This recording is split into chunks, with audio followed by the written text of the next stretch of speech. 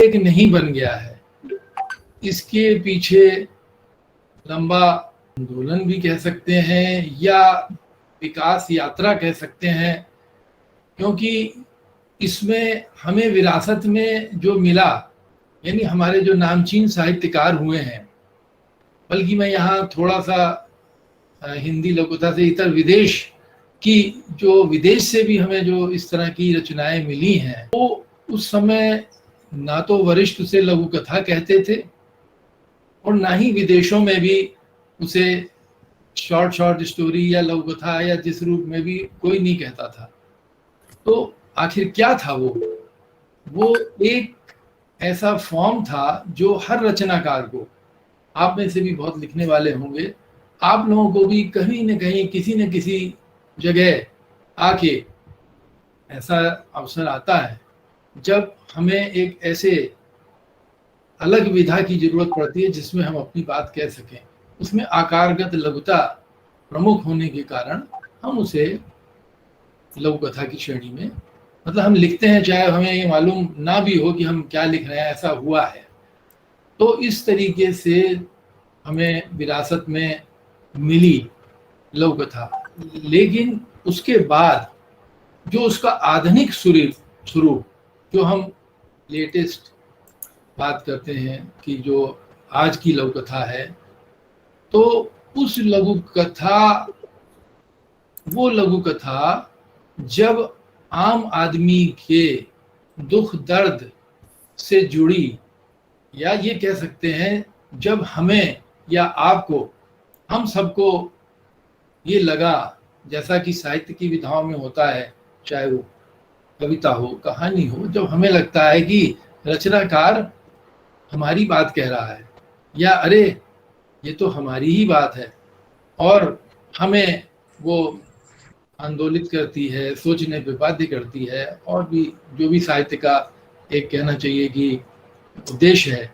तो उस तरीके से जब ये इस रूप में आई, तो उसने आधुनिक लघुकथा इस रूप में आई, और आज का जो परिदृश्य है उसमें इस तरह की ही रचनाएं प्रमुख रूप से हमारे लघुकथा साहित्य को समृद्ध कर रही हैं। अब इस परिदृश्य को प्राप्त करने के लिए जो हम थोड़ा सा पीछे देखेंगे, बताना जरूरी है, इसलिए कि कल क्या था, यानी जब हम लोगों ने लिखना शुरू किया या हमसे पहले जिन लोगों ने लिखना शुरू किया, तब कई नामचीन पत्रिकाओं के संपादक अपने मैगजीन में लिख देते थे, कृपया लघुकथा न भेजें, या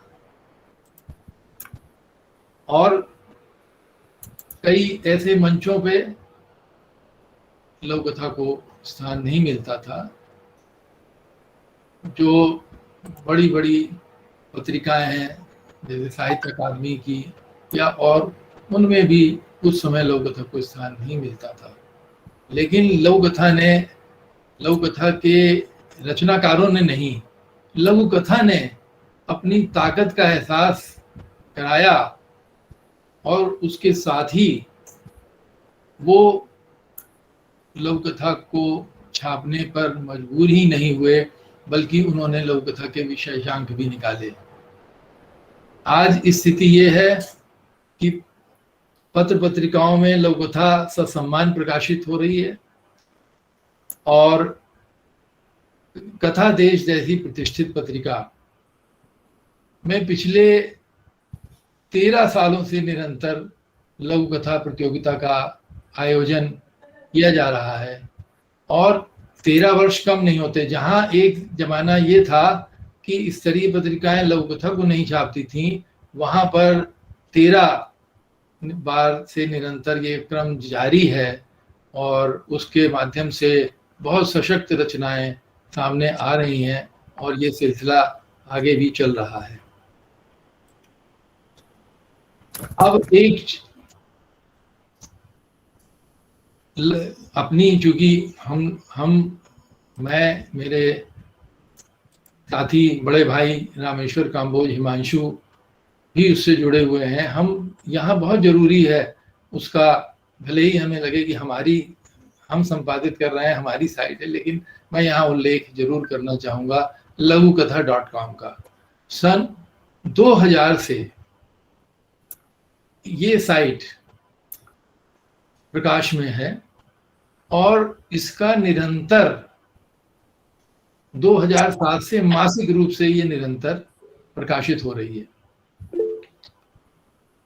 और इसमें थोड़ा विस्तार से जाऊंगा कि इसके अंदर जो स्तंभ हैं, और मैं समझ रहा हूँ बहुत सारे हमारे गुरुजन जो है इससे शायद परिचित हों, अगर नहीं परिचित हैं तो कृपया मेरा अनुरोध है कि एक बार इस साइट को जरूर देखें, क्योंकि पूरे विश्व में देखी जा रही है। अन्य भाषाओं में जहाँ हिंदी उपलब्ध नहीं है वो इसे देख रहे हैं, और इसके अंदर जो स्तंभ हैं वो इस दृष्टि से ही उनको रखा गया था कि इसकी लघुकथा के विभिन्न फलक जो हैं वो इसमें आ जाएं। जैसे देशांतर में अन्य देशों की रचनाएं हैं, भाषांतर इसमें अन्य भाषाओं की रचनाएं हैं, देश की चुनिंदा लघुकथाएं हैं, संचयन एक महत्वपूर्ण रचनाकार की एक साथ दी गई रचनाएं, ऑडियो भी है, वीडियो भी है, महत्वपूर्ण लेख भी हैं, और इसके अलावा और भी जो चर्चा में जैसे आपका कार्यक्रम हो रहा है तो इसका भी जिक्र उसमें आएगा। तो इस तरह से जो समाचार हैं वो भी लोगों तक पहुंच जाते हैं। तो ये एक कार्य जो है लघुकथा.com का है, और मैं समझता हूं कि जो अगर नहीं किसी ने देखा है तो देखेंगे तो उससे बहुत लाभ होगा।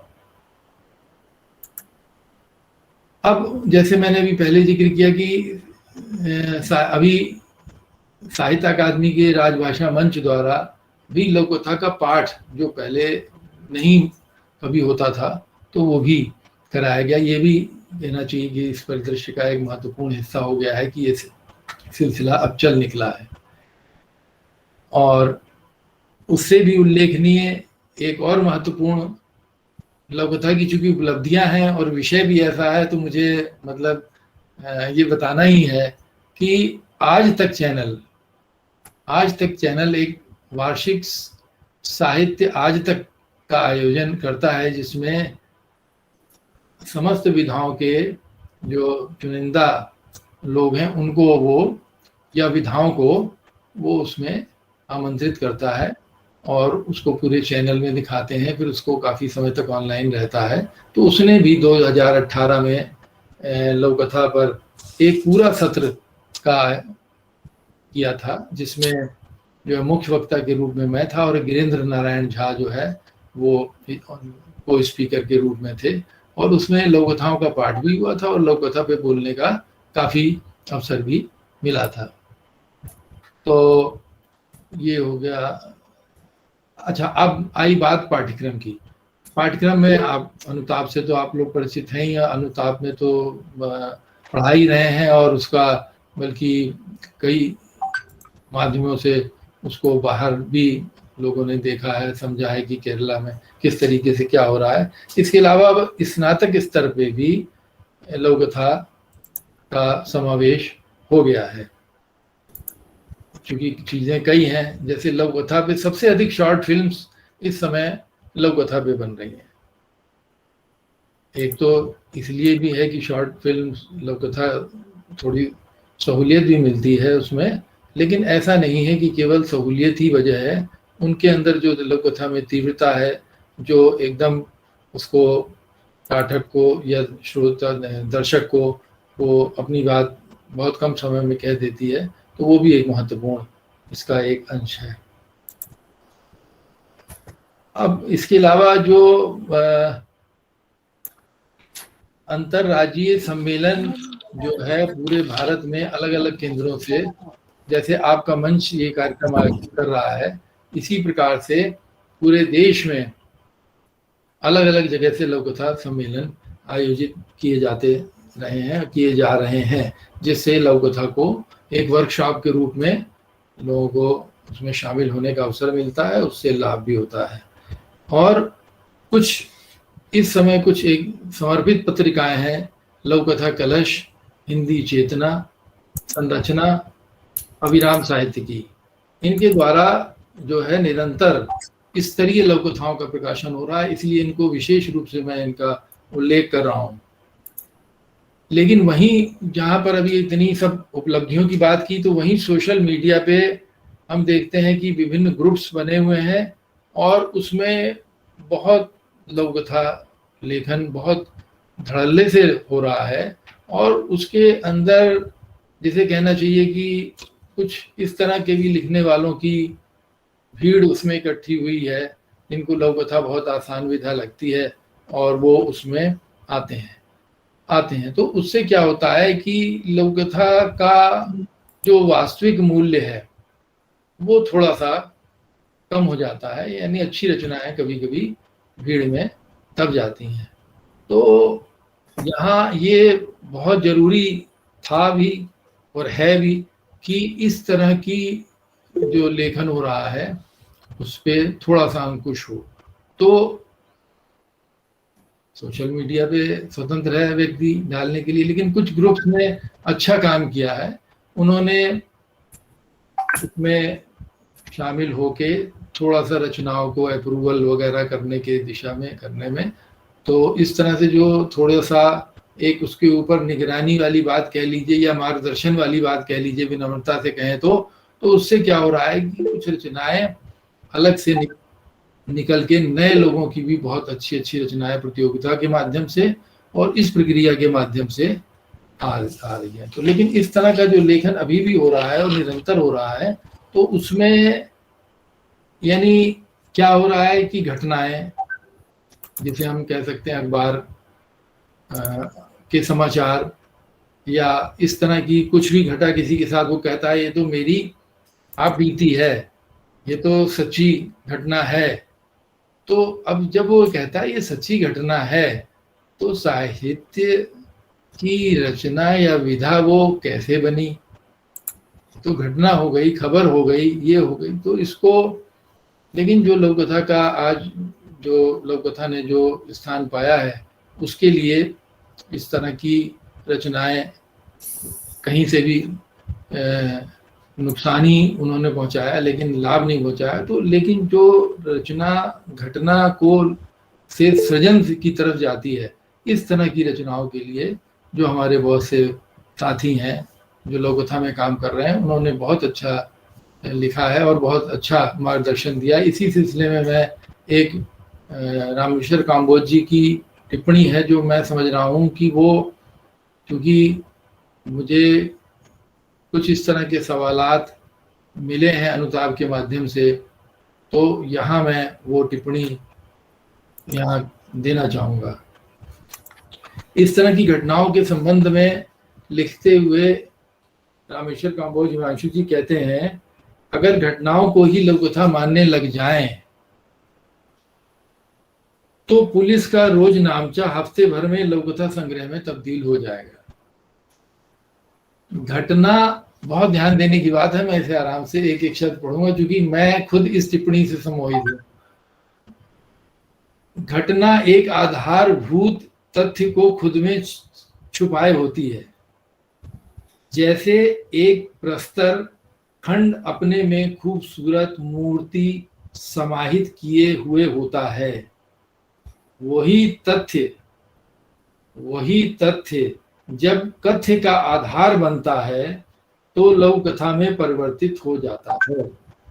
ये संभव है कि उस लघु कथा में आधारभूत घटना का कोई एक छोटा सा अंश परिमार्जित होकर हमारे सामने आ जाए।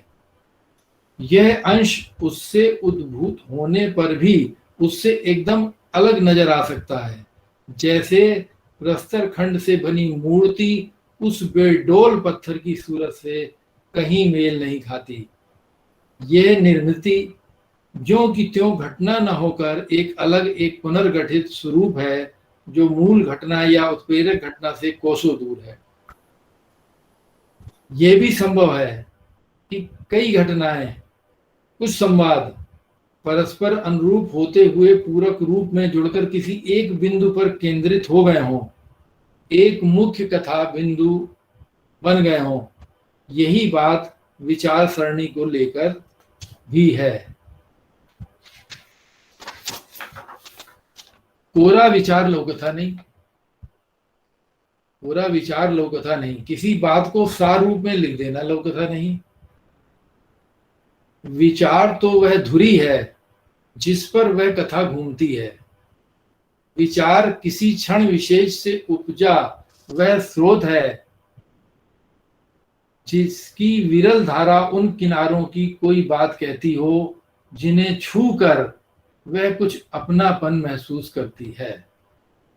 इस प्रकार किसी लोककथा की तर्जन प्रक्रिया एक दिन या एक पल का काम नहीं, वह स्रोत से रिसने वाली क्षीण धारा है जो चट्टानों से उतरते उतरते आगे चलकर वेगवती बनने को आतुर हो उठती है।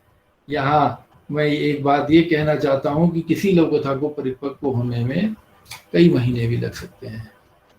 तो इस टिप्पणी को पूरा का पूरा यथावत सुनाने का उद्देश्य ये था कि इस आज जो लघुकथा का परिदृश्य है या लघुकथा में शिक्षा जगत से जो रचनाएं जुड़ रही हैं या जिन रचनाओं को फिल्म बनाने वाले या वो सब अपने लिए ले रहे हैं, वो रचनाएं वास्तव में इस सर्जन प्रक्रिया से उपजी हुई रचनाएं हैं। और इस तरह की रचनाओं की बात हम लोग कर रहे हैं, यहाँ पर करना चाहते भी हैं। लेकिन जब एक उसका सकारात्मक पक्ष देखा जाता है तो नकारात्मक चीज़ों की ओर संकेत करना भी बहुत जरूरी है। अब जैसा कि फिर डॉक्टर साहब ने अभी कहा था कि ये आंदोलन चला है और तब जाके ये स्थिति उत्पन्न हुई है, तो इस बात को भी थोड़ा सा लेके चलूँगा कि ये बिल्कुल सच है कि इसमें कुछ लोगों ने लोककथा में, जिन्हें हम कह दें दीवानगी की हद तक लोककथा को अपनाया। वो अन्य विधाओं में उनको मान्यता मिल सकती थी, सफलता मिल सकती थी, कहीं अधिक मिल सकती थी लोककथा की तुलना में, लेकिन नहीं, ये उनका जुनून था, प्यार था लोककथा के प्रति, या एक जिद थी, जो भी हर आदमी की अलग अलग हो सकती है। तो उन लोगों ने इसमें बहुत योगदान दिया। तो इसमें भी 3-4 तरह की हस्तियां आई, ये मैं उल्लेख करना चाहूँगा। अगर कहीं पर ऐसा भी हुआ कि कोई व्यक्ति, किसी ने सम्मेलन, लोककथा सम्मेलन आयोजित किए और 20-25 सम्मेलन आयोजित किए अलग अलग केंद्रों में, तो जरूरी नहीं है कि उस व्यक्ति का लेखन का स्तर भी उस स्तर का रहा हो या है, लेकिन ये कहना होगा कि उसने लोककथा विधा के लिए बहुत महत्वपूर्ण कार्य किया। एक मंच में सारे रचनाकारों को इकट्ठा करके, एक वर्कशॉप करके अच्छी रचनाओं को सामने लाने का एक बहुत महत्वपूर्ण कार्य किया। इसी प्रकार से समीक्षा में 2 तरह के लोग आए। एक समीक्षा में लोककथा की इस तरह के लोग आए जो खुद लोककथा लिखते भी थे और समीक्षा कर्म भी करते थे। लेकिन यहाँ पर भी ये हो रहा है, मैं सबके लिए नहीं कह रहा, कि उनका समीक्षाकार कार्य प्रमुख है, महत्वपूर्ण है, लेकिन उनका रचना कर्म अपने द्वारा की गई समीक्षा की तुलना में उस स्तर तक नहीं पहुंच पाया। ऐसा बहुत कहानी के क्षेत्र में भी हुआ है। हमारे बरेली के ही हैं मधुरेश जी, बहुत प्रसिद्ध आलोचक हैं, जाने माने। उन्होंने पहले कहानी लिखी, उनके लेखन की शुरुआत कहानी हुई। वो स्वयं स्वीकारते हैं कि मैंने 2-3 कहानियां लिखी, मुझे सफलता नहीं मिली, तो मैं आलोचना के क्षेत्र में आ गया। तो फिर एक तीसरे इस तरह के लोग हैं जो गंभीर लेखन कर रहे हैं, वो लेखक तक ही सीमित हैं या उन्होंने कुछ संपादन कार्य कर लिया होगा। तो मैं समझता हूँ उनका योगदान तो लेखन, चूंकि लोककथा ही पहचान बनती है, उनका योगदान तो सर्वोपरि है। किताबों को, अच्छी किताबों को का संपादन करना, और आज लोककथा के पास, लोककथा की दृष्टि से बहुत अच्छी अच्छी किताबें लोककथा में संपादित किताबें हैं, और जो आप लोगों में से किसी की रुचि हो तो हम लोग को कह सकते हैं, तो कुछ तो हम निःशुल्क भी भिजवा सकते हैं, तो आप बताएं। तो इस तरह की बहुत अच्छी किताबें हैं जिससे कि अब जैसा कि मैंने अभी कहा था, ब्लॉग वगैरह में जो रचनाकार लिख रहे हैं या जिनका सोशल मीडिया में ग्रुप्स में लिख रहे हैं, उनमें उनमें भी बहुत अच्छे अच्छे नाम हैं। महेश शर्मा हैं, रामकरण हैं, और सबके नाम नहीं लेना होता, बड़ा मुश्किल हो जाता है। सुषमा गुप्ता है और बहुत सारे नाम। इस पे मैंने एक पुस्तक संपादित की है जो इस तरह की प्रतिभाएं दस्तक दे रही हैं लघु कथा पे, और वो कर रही हैं, तो उनका भी एक बहुत महत्वपूर्ण योगदान है। और वो भी वर्तमान परिदृश्य में लघु कथा को स्थापित करने में, या कभी कभी उनकी रचनाएं वरिष्ठों से भी कहीं आगे बढ़ती हुई दिखाई देती हैं। ये होता ही है और होना चाहिए भी। अब इसमें यह है कि हिंदी लघु कथा का जो, ये तो बात हो गई कि काफी है। अब इसमें एक बात और थोड़ा सा कहना चाहूँगा कि लघु कथा की, हिंदी लघु कथा की तुलना अगर विश्व की लघु कथाओं से की जाए, विश्व में जो लघु कथाएं लिखी गई हैं, तो लघु कथाएं नेचुरली उन्होंने लघु कथा शब्द कह के तो नहीं लिखी हैं, लेकिन उनकी तुलना में भी ये मैं महत्वपूर्ण बात कह रहा हूँ, जोर दे के कह रहा हूँ कि जैसे कि खलील जिब्रान ने लिखी, या फिर तुर्गनेव हैं, चेखव हैं, हेमिंग्वे हैं, ऑस्कर वाइल्ड है, और सोल्जेनित्सिन है। बहुत सारे लोगों ने लघु कथाएं लिखी हैं और बहुत अच्छी लिखी है। खलील जिब्रान ने दूसरे उद्देश्य से लिखी थी, देश के उद्देश्य से, प्रीच करने के उद्देश्य से लिखी थी, लेकिन उसका मुकाबला उन रचनाओं का, कई रचनाएं बेजोड़ है, लेकिन अगर कुल मिला के हम विश्व के परिदृश्य से भी तुलना करें लघु कथा की, हिंदी लघु कथा की, तो हिंदी लघु कथा, मेरा ये मानना है कि बहुत बहुत बहुत आगे है। अब यहाँ पर यह भी महत्वपूर्ण है कि इस परिदृश्य का, ये तो हम लोग थ्योरेटिकल बात कर रहे हैं, थ्योरी है। अब प्रैक्टिकल बात मुझे लगता है ज़्यादा रुचिकर होगी, और मैं उस उद्देश्य से 3-4 रचनाओं का पाठ यहाँ करना चाहूँगा। मेरी नहीं है, औरों की है। उसका उद्देश्य है, आप रचना सुनने के बाद आप स्वयं ही निर्णय लें, मेरा कहना उचित ना होगा, लेकिन वो इस दृष्टि से बहुत महत्वपूर्ण है कि उन पर आपके 10+1 के पाठ्यक्रम में भी ली जा सकती हैं। कुछ का स्तर ऐसा है कि उनको PhD भी की जा सकती है। वैसे तो लघु कथा की सामान्य रचनाओं पर भी डॉक्टरेट लोग कर ही रहे हैं, लेकिन कुछ रचनाओं की, मतलब उनके अंदर एक एक शब्द गौर करने वाला है। एक बात और कहूँगा कि वर्तमान परिदृश्य में मुझे लघु कथा में, चूंकि विषयों के आधार पे, मैंने बहुत पहले, आज से 20 साल पहले, मैंने विषयों के आधार पे वर्गीकरण किया था। महानगर की लघु कथाएं, स्त्री पुरुष संबंधों की लघु कथाएं, और भी मैंने वर्गीकरण करके लिखी थी। तो उसके पश्चात फिर लोगों ने आगे आके, मुझे नहीं लगता कि कोई ऐसा विषय विषय तो बहुत होंगे, छूट भी रहे होंगे, लेकिन बहुत सारे विषयों में, शिक्षा जगत की लघु कथाएं, मानव मूल्यों की लघु कथाएं, जीवन मूल्यों की लघु कथाएं, बहुत बहुत लघु कथाओं के अच्छे अच्छे संग्रह आ चुके हैं इस वर्गीकरण के साथ। ये भी तभी संभव है कि यदि आपके पास स्तरीय रचनाओं का भंडार है। अगर आपके पास स्तरीय रचनाओं का भंडार नहीं है तो इस तरह की संकलन तैयार नहीं किए जा सकते। तो मैं इस कड़ी में सबसे पहले एक लघु कथा पढ़ूंगा, ऊंचाई। ये भी भाई रामेश्वर कामोज हिमांशु जी की लघु कथा है। इस पर ध्यान देने की जरूरत है। मैं इस कड़ी में 3 रचनाएं पढ़ूंगा, तीनों में पिता केंद्र में है। इसमें तीनों रचनाओं में पिता केंद्र में है, और तीनों रचनाओं में किस तरह से पिता को केंद्र में रह के रचनाकार ने क्या कहना चाहा है, वो महत्वपूर्ण है। कि वो लघु कथाओं की शेड्स भी बताता है, लघु कथाओं की ताकत को भी इंगित करता है। आप कृपया सुने। ऊंचाई। पिताजी के अचानक आ धमकने से पत्नी तमतमा उठी। लगता है बूढ़े को पैसों की जरूरत आ पड़ी है, वरना यहाँ कौन आने वाला था। अपने पेट का गड्ढा भरता नहीं, घर वालों का कहाँ से भरोगे। मैं नजरें बचाकर दूसरी ओर देखने लगा। पिताजी नल पर हाथ मुंह धोकर सफर की थकान दूर कर रहे थे। इस बार मेरा हाथ कुछ ज्यादा ही तंग हो गया। बड़े बेटे का जूता मुंह बा चुका है, वह स्कूल जाते वक्त रोज भुनभुनाता है। पत्नी के इलाज के लिए पूरी दवाइयां नहीं खरीदी जा सकी। बाबूजी को भी अभी आना था। घर में बोझिल चुप्पी पसरी हुई थी।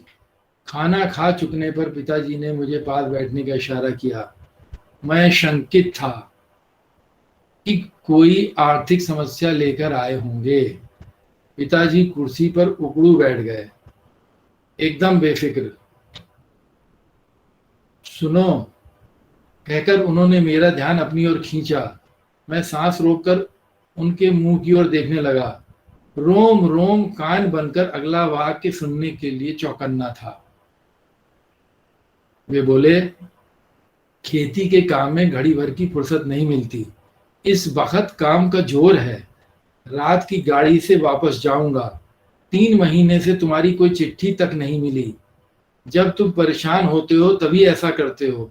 उन्होंने जेब से 100 के 10 नोट निकालकर मेरी ओर बढ़ा दिए। रख लो, तुम्हारे काम आएंगे। धान की फसल अच्छी हो गई थी, घर में कोई दिक्कत नहीं है। तुम बहुत कमजोर लग रहे हो, ढंग से खाया पिया करो, बहू का भी ध्यान रखो। मैं कुछ नहीं बोल पाया। शब्द जैसे मेरे हलक में फंस कर रह गए हों। मैं कुछ कहता इससे पूर्व ही पिताजी ने प्यार से डांटा, ले लो, बहुत बड़े हो गए हो क्या। नहीं तो, मैंने हाथ बढ़ाया। पिताजी ने नोट मेरी हथेली पर रख दिए। बरसों पहले पिताजी मुझे स्कूल भेजने के लिए इसी तरह हथेली पे अठन्नी टिका देते थे, पर तब मेरी नजरें आज की तरह झुकी नहीं होती थी। तो ये लघु कथा है जिस पर शॉर्ट फिल्म भी बन चुकी है माफिया के नाम पे। तो इसका पाठ मैंने विशेष रूप से इसलिए किया कि ये लघु कथा जगत की सबसे ज्यादा रचनाओं का द्वारा, जो कुछ चोर रचनाकार होते हैं उन्होंने सबसे ज्यादा इस रचना की चोरी की है और वो मतलब पकड़े भी गए हैं, लेकिन ये रचना बहुत चर्चित हुई है, इस पर फिल्म बनी है। तो अब इसके पश्चात पिता को केंद्र में रखकर ही लिखी गई एक अन्य रचना है। रीति जी है, टाइम तो है ना, अभी पूरा टाइम है जो मैं पढ़ रहा हूँ रचना। आप पढ़ सकते हैं आप। अच्छा जी जी जी जी जी। अब दूसरी रचना है, ध्यान दीजिए, आईना। ये डॉक्टर सत्यनारायण जी की रचना है। आले में आईना रखा रहता, धुंधला पर हाथ फेरते ही एकदम साफ। पिता रोज सवेरे उसके सामने खड़े हो जाते और आहिस्ता आहिस्ता अपनी दाढ़ी बनाते, सब कुछ एक ही क्रम में। वह आईना पिता का आईना था। वे सब उसे पिता का आईना कहकर पुकारते क्योंकि वे किसी को उसे हाथ नहीं लगाने देते थे। कई बार उनकी अनुपस्थिति में वह आईने के सामने खड़े होकर खुद को देखता तो उसमें उसकी जगह पिता का चेहरा तैरने लगता। वह घबराकर वहां से हट जाता। जब मैं बड़ा हो जाऊंगा, वह सोचता, इस आईने में जरूर कोई खास बात है, मन में गुनगुनाता। बड़े हो जाओ तब तुम भी इससे अपनी दाढ़ी बनाना, वह तुम्हारे दादा का है। एक दिन पिता ने उससे कहा। पिता का आईना? वह हैरान होकर उसे बार बार छूता। अपने अंतिम दिनों में पिता को कम सूझने लगा था, सब कुछ धुंधला धुंधला, लेकिन सुबह सवेरे का क्रम कभी भंग नहीं हुआ।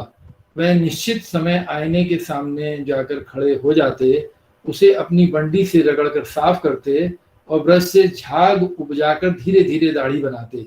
एक दिन पिता चल बसे। उनके न आंसू आए, न वह दहाड़ मारकर रोया। वह सिर्फ सन्न सा सब देखता रहा और चुप हो गया। बहुत कोशिश की, पर आंसू का एक कतरा बाहर नहीं निकला। परिवार के लोग हैरानी से उसे देखते रहे थे। अब वह बड़ा हो गया था, पता ही नहीं चला धीरे धीरे कब उसके पिता का स्थान ले लिया उसने पिता का स्थान ले लिया। रोज सवेरे उसी तरह उसी आईने के सामने खड़ा होकर दाढ़ी बनाता। शुरू शुरू में उसमें से झांकता पिता का चेहरा दिखाई देता, वह डर जाता। धीरे धीरे उसका और पिता का चेहरा एक में एक हो गया। कई बार वह तय नहीं कर पाया कि वह पिता की दाढ़ी बना रहा है या अपनी। तू अभी बच्चा है। कभी ब्लेड से कट जाता तो पिता आईने से निकलकर कहते, तुम ठीक अपने पिता पर गए हो, तुम्हारा चेहरा, हाव भाव, आते सब कुछ वैसे ही हैं। यकीन ना हो तो फोटो से मिला करके देख लो। पत्नी अक्सर मजाक करती। उस दिन वह देर से उठा था। पिछले कुछ दिनों से आंखों से धुंधला दिखाई देने लगा था। आईना भी वैसा ही हो गया था, लेकिन हाथ इतने अभ्यस्त हो गए थे कि बिना आईना देखे वह दाढ़ी बना लेता था। उस दिन देर रात तक नींद नहीं आई थी। सुबह सवेरे उम्मीदे की हालत में आईने तक गया। वह वहीं रखा था जहां रोज रहता था, पर आज उसके हाथ जाने क्यों कांप रहे थे। गालों पर साबुन के झाग लथेड़ कर उसने आईना उठाया और बनियाइन से पोंछा। इसी बीच हाथ से फिसलकर आईना फर्श पर कई टुकड़ों में बिखर गया। वह थरथर कांपने लगा और वहीं बैठकर स्मृतियों में पिता, अपनी जिंदगी में पिता वह सब हो सकते थे जो वे खुद या हम चाहते। जोर से रोने लगा जैसे उसके पिता आज मरे। एक इसी क्रम में जो एक तीसरी लघु कथा है, ये भी पिता पर केंद्रित है। ये रघुनंदन त्रिवेदी जी की लघु कथा है। इसको मैं समझता हूँ कि और ध्यान से कृपया सुनिएगा। घर में सबसे छोटा मैं था। मेरी इच्छा थी उन्हें घोड़ा बनकर खूब तेज भागते रहना चाहिए। भाई मुझसे बड़े थे। वे चाहते थे पिता नाव बने ताकि बारिश के दिनों में हम चाहें तो नदी पार कर सकें। माँ और बहन का ख्याल था कि उन्हें छाते में बदल जाना चाहिए, जो धूप में उतना ही जरूरी होता है जितना बारिश में। अपनी जिंदगी में पिता वह सब हो सकते थे जो वे खुद या हम चाहते। घर में किसी एक की भी इच्छा अधूरी रह जाती तो पिता कष्ट पाते। इसलिए जरूरत के मुताबिक वह घोड़े और नाव और छाते में बदलते रहते। घर में किसी एक की भी इच्छा अधूरी रह जाती तो पिता कष्ट पाते। इसलिए जरूरत के मुताबिक वह घोड़े और नाव और छाते में बदलते रहते। अब उद्धरण के बीच में लिखा गया है, बदलना अपने को थका लेना है। एक दिन पिता ने कहा, उनकी उम्र तब 60 साल थी। वे सचमुच थके हुए घोड़े की तरह हाँफ रहे थे। अब लालटेन या कुतुबनुमा जैसी कोई चीज हो जाना चाहते थे हम, लेकिन चाहते थे कि वे बच्चों को पसंद के हिसाब से हारमोनियम बने और कमरे में बैठ जाए। एकदम नई चीज था शुरू शुरू में हारमोनियम घर के लिए। कुतूहलवश बच्चे उन्हें घेर कर बैठ जाते और जब मन होता बजाते, पर जल्दी ही उनके सुर बिगड़ गए। ये भी तब हुआ जबकि बच्चे हारमोनियम से उकता गए थे। हारमोनियम बने पिता बच्चों की उपेक्षा से आहत होकर स्वतः बजने लगे। कई बार तो आधी रात हो जाने पर भी। असल में वे चाहते थे हम सब पहले की तरह चकित से उनका किसी भी चीज में बदल जाने का जादू देखें, उन्हें घेरे रहें। शायद इसी कारण बिना किसी से पूछे एक दिन वे पेड़ हो गए। देखा जाए तो यहीं से उनकी कठिनाइयों का सिलसिला शुरू हो गया।